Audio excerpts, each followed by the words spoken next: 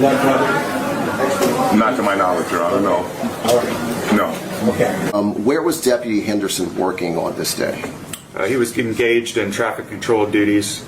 There were graduations at the University of Cincinnati that day, and so there was a large volume of traffic in the area, and so he was controlling traffic and assisting pedestrians. He was wearing a sheriff's deputy uniform. Deputy Henderson was launched several feet through the air.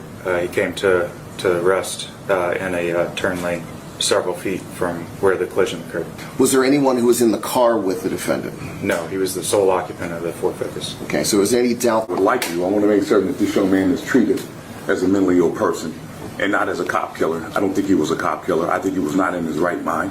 And I think he should be treated like any other mentally ill person that commits a crime under the auspices, control, and authority of a mental defect in a condition. That's what we have in this case. Strong family ties.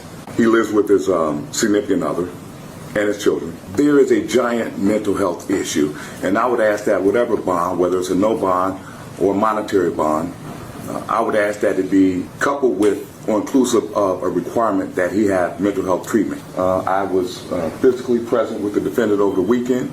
I think he has mental issues. I think the conduct in question is classic mental illness criminal conduct. It's always intentional, it's bold, and it's conspicuous. No intent to hide what they did because they think that what they're doing is right, and they think that what they're doing is right because they're not in their right frame of mind. And then the judge makes his ruling. I cannot recall, either in experience or outside experience, a case that I've ever seen like this. Based upon the state's comments, I find it very difficult to figure out how there could be any decision based on what they said that would protect the public and the defendant under these circumstances. This is a most unusual case.